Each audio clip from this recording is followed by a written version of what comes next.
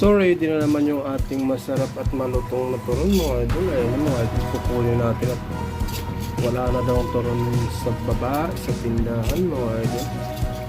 Kaya pupunin natin ito mga idol.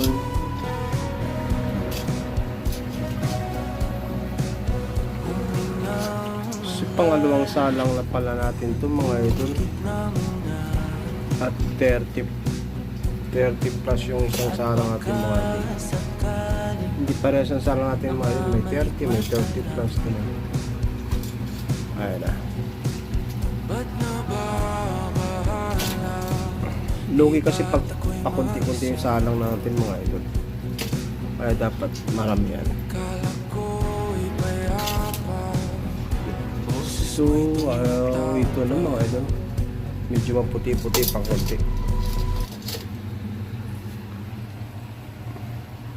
Iyop na natin yung